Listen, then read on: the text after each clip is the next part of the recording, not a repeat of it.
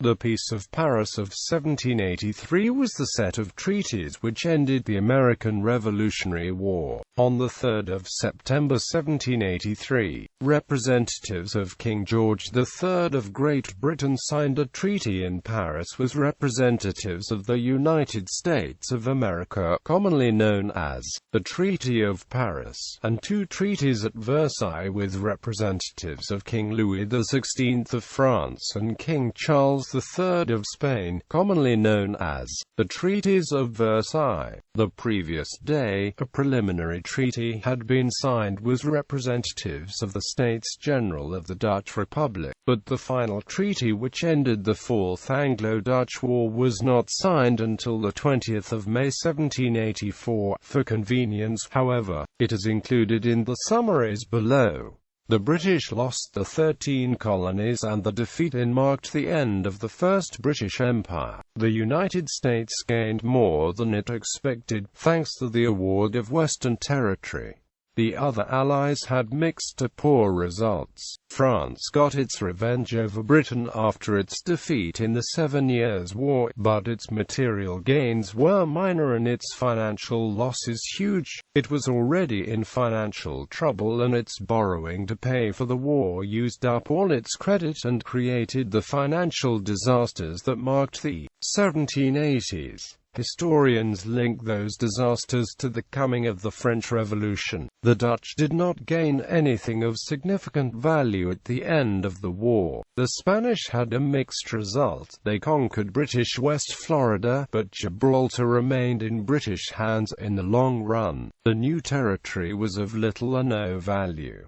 The path to negotiation. News of the surrender of General Cornwallis at Yorktown reached Britain late in November 1781, shortly before Parliament was due to debate the military spending estimates for the following year. The hastily revised plan was that forces in America were to be retained at their existing level, but the policy of offensive war and long campaigns away from well-supplied strongholds was to be abandoned in favor of a new approach, details of which had to remain secret. The budget was passed by a large majority, but a few days later news was received that the British fleet in the Bay of Biscay had been able to capture only a fraction of a very large French fleet, carrying troops for invasions of British colonies around the world. Parliament immediately ordered an inquiry into the administration of the Royal Navy, to be held after the Christmas recess.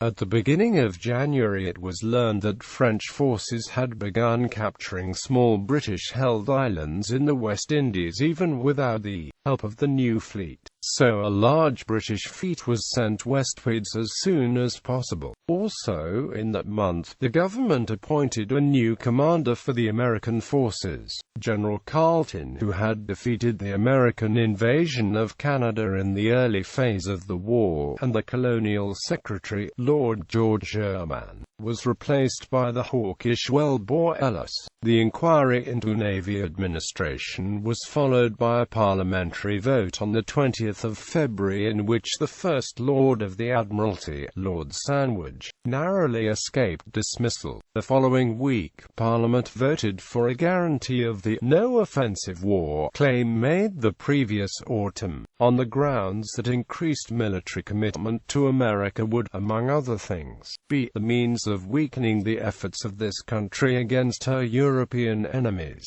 At the beginning of March news arrived which absolutely confirmed the wisdom of this position: the loss of 2 more West Indian islands in January, and of the Mediterranean base on Minorca in February. The opposition in Parliament then began tabling motions alleging that Great Britain had no confidence in its government. The first of these was rejected by just 10 votes, another a week later by 9 votes. Hours before yet another such vote was due, on the 20th of March, the government government leader, Lord North, persuaded the king to accept his resignation. The king's choice as replacement, Lord Shelburne, refused the post, leading to the formation of a strange new government team, nominally led by Lord Rockingham, whom the king hated, with Shelburne and Charles James Fox, who hated each other, as Secretaries of State. The negotiation process.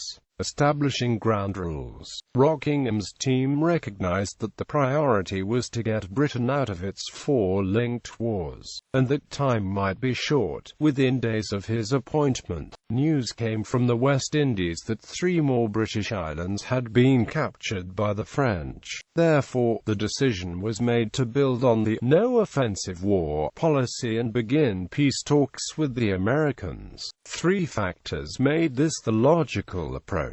First, the stated aim of the 1778 Treaty of Alliance between the United States and France was specifically to maintain the independence of the United States.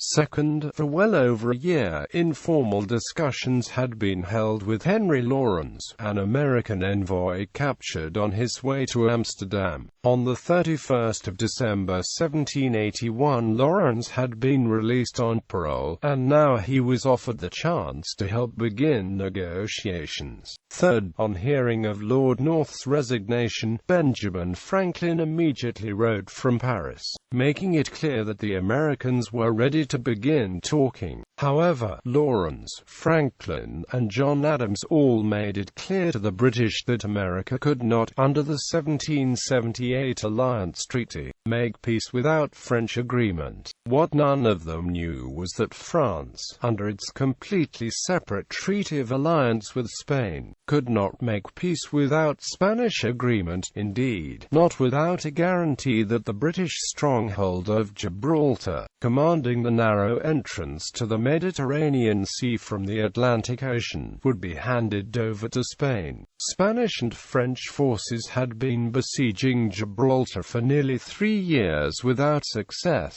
so it was likely that they would have to negotiate with Britain to exchange it for some other territory, perhaps some of the captured West Indian islands. For Britain that would be a tough decision, although the West Indies produced vast profits. Holding Gibraltar allowed unhindered sea trade with all the Mediterranean countries. The British government decided to resist accepting American independence as a precondition for negotiation, as they were aware that the French government was nearly bankrupt, and that the British reinforcements sent to the West Indies might well reverse the situation there at any moment. The British negotiator sent to Paris was Richard Oswald, an old slave trading partner of Henry Lawrence, who had been one of his visitors in the Tower of London. His first talks with Franklin led to a proposal that Britain should hand over Canada to the Americans. On the 23rd of April, Lord Shelburne, without specifically referring to the terms of that proposal, which he kept a secret from nearly all his colleagues,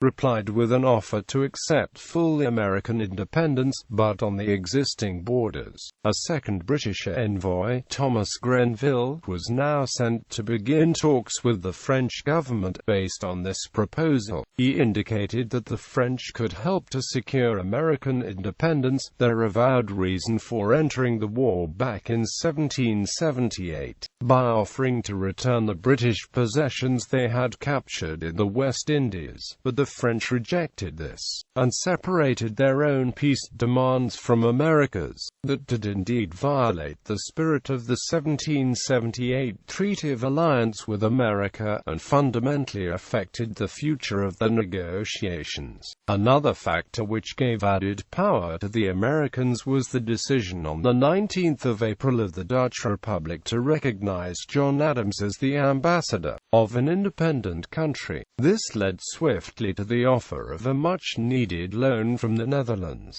following which Adams went to Paris to join the impending peace negotiations.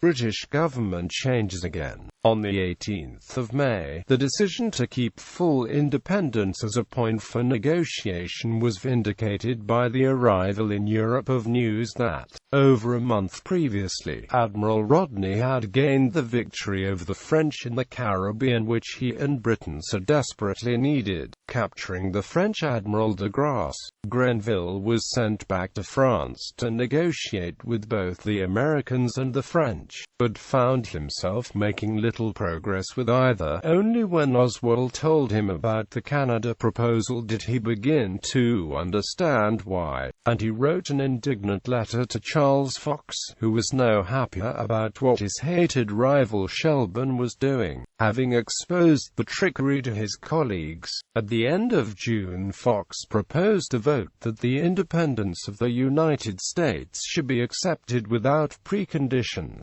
but in the light of Rodney's victory and the consequent French weakness, this was rejected. On the 1st of July, Lord Rockingham, the figurehead leader of the government, died, so Shelburne was forced to take over, which led to the resignation of Fox and a massive split in the anti-war Whig Party in Parliament. Regardless of this, the remainder of the negotiations would be carried out under Shelburne's devious leadership. For example, he took advantage of the great delay in transatlantic communication to send a letter to George Washington stating that Britain was accepting American independence without preconditions, while not authorizing Richard Oswald to make any such promise when he returned to Paris to negotiate with Franklin and his colleagues. Diplomatic maneuvers. While the British were busy trying to stabilize the second new government of the year, Franklin neutralized what could have been France's biggest weapon against the United States, the vagueness of the repayment terms for the loans the French had been making to the Americans every few months since 1778.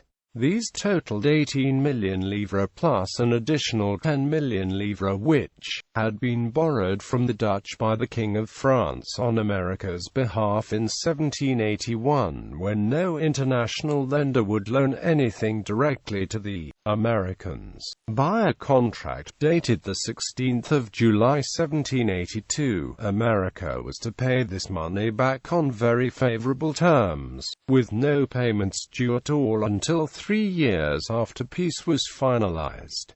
The French too played their diplomatic cards with some skill. While preparing to aid the Spanish forces in a massive assault on the fortress at Gibraltar, they stalled for time by insisting on American independence as a precondition for negotiation. They also sent a secret envoy to speak directly with Shelburne in England, for there were some matters on which they were seriously opposed to the Americans. The most notable of these was the rich Newfoundland fishery, one of the main factors which had drawn the French across the Atlantic over 250 years earlier, and which they had managed to retain as a concession when the British took Canada in 1763.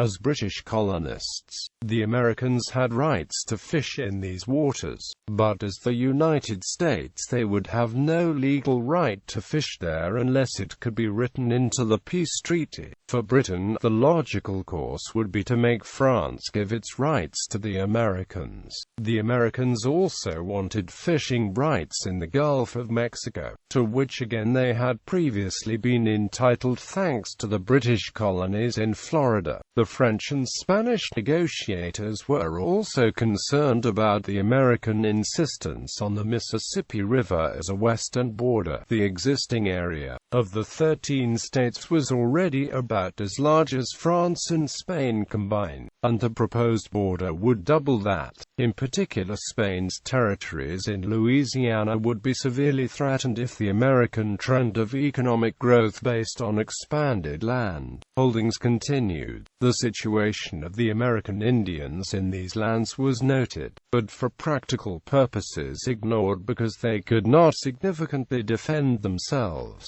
In their opposition to this expansion, ironically, the French and Spanish governments were effectively supporting the British on one of the points which had begun the move towards revolution in the 1760s, the use of military forces to maintain a clear border between the colonies and the American Indian lands west of the Appalachians. Meanwhile, the American case was strengthened by the charters of the earliest colonies, which specified, in deliberate disregard of the claims of other nations, that they could expand from the east coast of America to the west coast. Anglo-American understanding. Franklin became ill with gout towards the end of summer, but when John Jay learned in September of the secret French mission to England, and the French position on the fisheries, he sent a message to Shelburne himself, explaining in some detail why he should avoid being influenced too much by the French and Spanish. At the same time, Richard Oswald was asking if the terms of his commission to negotiate with the Americans could be slightly reworded to acknowledge that the 13 so-called colonies referred to themselves as United States,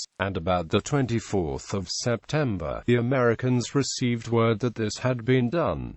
This was one of the best-timed British moves of the whole war. From the 20th of September, reports of the great French and Spanish assault on Gibraltar began to reach Paris. All were negative, and by the 27th of September it was clear that the operation, involving more troops than had ever been in service at one time on the entire North American continent, had been a horrific disaster. The French had done all they could to help the Spanish achieve their essential war aim, and began serious discussions on alternative exit strategies, urging Spain to offer Britain some really large concessions in return for Gibraltar. Nonetheless, the fortress remained under siege. In Paris, the British and American negotiators left the French and Spanish to argue between themselves, but John Adams was also still negotiating actively with the Dutch Republic, and on the 8th of October, the United Provinces and the United States signed a full treaty of amity and commerce.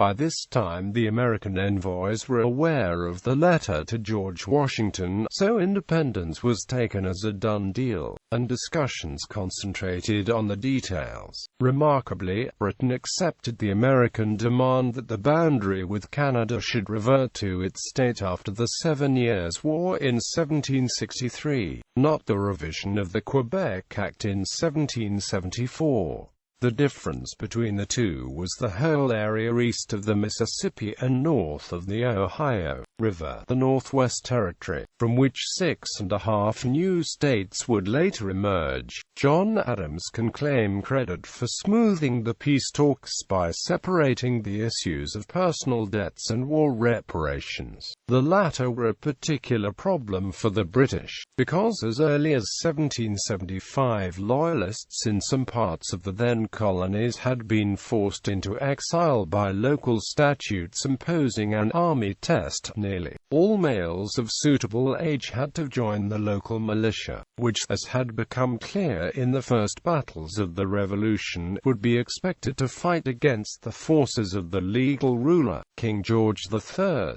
Possessions these law-abiding people could not take with them had quickly been confiscated and sold off. It was equally clear that those who had stayed in America and fought for the legitimate sovereign would be even more heavily penalized unless safeguards could be built into the treaty. Franklin countered this argument by suggesting that reparations could be demanded for the massive destruction of American property by British forces, which had been a very deliberate policy in the later stages of the war, and for the kidnap of tens of thousands of valuable slaves, besides which, the confiscations of loyalist property had been made by individual state governments, not the Congress. French negotiator the Comte de Vergennes intervened in this discussion on the British side, but the result was a messy compromise, in which Congress was instructed merely to urge the state governments to make reparations to the Loyalists.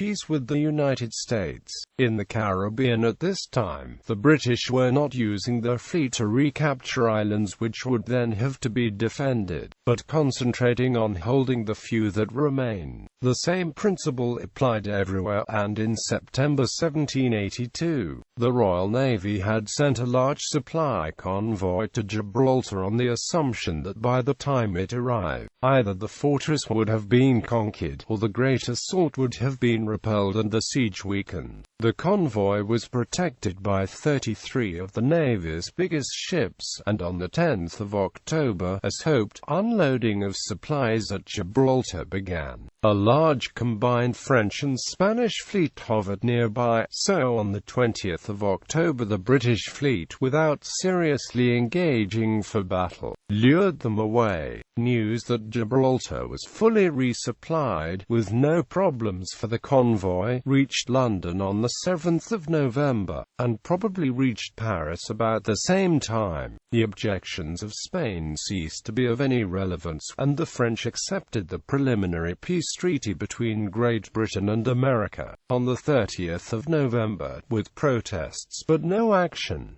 Peace with France and Spain. Over the next few weeks, serious negotiations began between Britain, France and Spain. Although a French naval expedition had destroyed British trading posts in Hudson Bay during the summer, no territory had actually been captured. From time to time, news would arrive from India of continuing stalemate, both in the land wars and in naval battles. The British still appeared to hold all the French territory that they had captured in 1778–79, while the French held no British territory. In the West Indies, on the other hand, the French still held all the territory they had captured, while the British held only one French island, St. Lucia. The Spanish held West Florida, the Bahamas and Minorca, and they were still maintaining an increasingly futile siege of Gibraltar. An attempt to exchange Puerto Rico for Gibraltar collapsed, probably because it would have brought too much competition for Jamaican products into the protected British market. In the preliminary treaties signed with France and Spain on the 20th of January 1783, France and Britain therefore returned to each other nearly all the territories they had taken from each other since 1778, except for Tobago, which the French had captured in 1781 and were allowed to keep.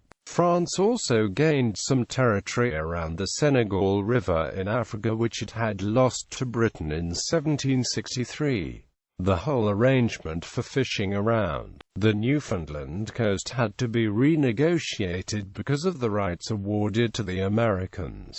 The Spanish did much better. They did not have to hand back West Florida and Minorca, and were also given East Florida in exchange for the Bahamas. Both East Florida and part of West Florida had been Spanish possessions before 1763, so the 1783 treaty did not specify boundaries, allowing the Spanish to claim that the 1763 boundaries still applied. The opportunity was taken to resolve long-standing disputes about logwood cutting in Central America. The British, however, continued to hold Gibraltar after the siege was abandoned. Although France was an ally of both the United States and Spain, Spain was not an ally of the United States, though an informal alliance had existed since at least 1776 between the Americans and Bernardo de Galvez, Spanish governor of Louisiana, one of the most successful leaders in the war. Spain's economy depended almost entirely on its colonial empire in the Americas, and a successful revolt by subjects of another colonial empire could set a ruinous example. In fact, there had been a series of 3 rebellions by native South Americans against Spain between 1777 and 1781, led by Tom Ascatari, Tupac Amaru II, and Julian Apasa. All had been crushed with utter ruthlessness.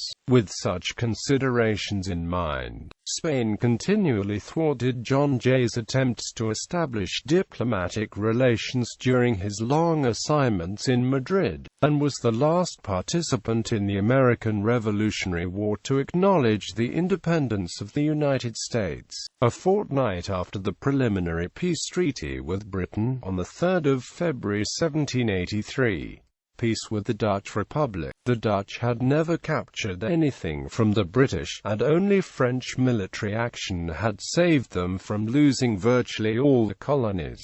They could exercise no leverage over Britain, Spain, France or the United States in the peace negotiations, and did not make a preliminary treaty until the 2nd of September 1783, the day before the other three treaties were formalized. Britain agreed to return nearly all Dutch possessions captured in the East Indies but kept Negapatam on the Indian coast, and secured other concessions, sealing the deal. The terms of the peace, particularly the proposed treaty with the United States, caused a political storm in Britain. The concession of the Northwest Territory and the Newfoundland fisheries, and especially the apparent abandonment of Loyalists by an article which the individual states would inevitably ignore, were condemned in Parliament. The last point was the easiest solved. British tax revenue saved by not continuing the war would be used to compensate Loyalists. Nevertheless, on the 17th of February 1783 and again on the 21st of February, motions against the treaty were successful in Parliament. So on the 24th of February Lord Shelburne resigned, and for 5 weeks the British government was without a leader. Finally, a solution similar to the previous year's choice of Lord Rockingham was found. The government was to be led, nominally, by the Duke of Portland, while the two Secretaries of State were to be Charles Fox and, remarkably, Lord North. Richard Oswald was replaced by a new negotiator, David Hartley, but the Americans refused to allow any modifications to the treaty, partly because they would have to be approved by Congress, which, with 2 Atlantic crossings, would take several months.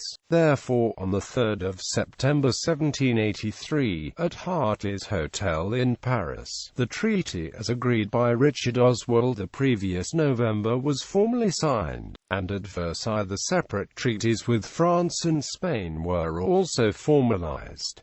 Treaty with the United States of America, based on preliminary articles made the 30th of November 1782, and approved by the Congress of the Confederation on the 15th of April 1783. This treaty was signed on the 3rd of September 1783, and ratified by Congress on the 14th of January 1784, formally ending the American Revolutionary War.